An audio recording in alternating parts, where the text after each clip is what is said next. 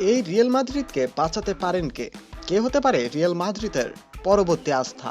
দর্শক, বিস্তারিত থাকছে রিপোর্টের বাকি অংশে। আগামী মৌসুমের জন্য সম্ভাব্য কোচদের তালিকা প্রকাশ করেছে রিয়াল মাদ্রিদ। আরএমসি স্পোর্টস এর প্রতিবেদন অনুযায়ী সেই তালিকায় আছেন ফ্রান্সের বিশ্বকাপ জয়ী খেলোয়াড় ও কোচ দিদিয়ে দেশম। ফ্রান্সের সঙ্গেই আছেন দেশম। 2026 বিশ্বকাপ শেষে দেশটির প্রধান কোচের দায়িত্ব ছাড়ার ঘোষণা দিয়েছেন তিনি। আর এই সুযোগ হাতছাড়া করতে চাইছে না মাদ্রিদ। আলভারো আলবেলোয়ার উত্তরসূরি হিসাবে তাকে বেছে নেওয়ার চিন্তাভাবনা করছে রেকর্ড ইউরোপ চ্যাম্পিয়নরা। বর্তমান কোচ আরবেলোয়া চাপে রয়েছেন। একের পর এক শিরোপা হাতছাড়া করছে রিয়াল। লা লিগায় ট্রফি জয়ের সম্ভাবনা নেই। চ্যাম্পিয়ন্স লিগে বায়ার্ন মিউনিখের কাছে হেরে খাদের কিনারায় রিয়াল। আর এমন পরিস্থিতির ফলে রিয়ালের বর্তমান কোচকে তাদের ডাগ আউটে দেখার সম্ভাবনা অনেকটাই কম আগামী মৌসুমে।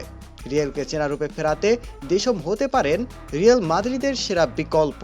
ক্লাব পর্যায়ে সাফল্য আছে তার। ফ্রান্সকে 2018 বিশ্বকাপ শিরোপা জেতান, পরের আসরে ফাইনালে তোলেন। এছাড়া রিয়াল তারকা কিলিয়ান এমবাপে ও আরেক শিষ্য সুয়ামেনির সঙ্গেও তার সম্পর্ক আছে ভালোই। জাতীয় দলের বর্তমান শিষ্যের সঙ্গে ক্লাবের সম্পর্ক করতে পারলে ভালো কোনো সাফল্য আসতে পারে বলে বিশ্বাস স্পেনিশ জায়ান্টদের।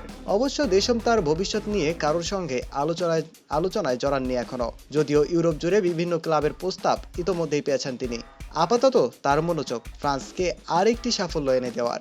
তো প্রিয় দর্শক, আপনার কি মনে হয় রিয়াল মাদ্রিদের কোচ হিসাবেই তাকে দেখা যাবে, নাকি তা রিয়াল মাদ্রিদের স্বপ্ন হিসাবেই থাকবে? দর্শক, আপনার মতামত জানিয়ে দিন কমেন্ট বক্সে এবং ভিডিওটিতে লাইক করতে ভুলবেন না কিন্তু। ধন্যবাদ।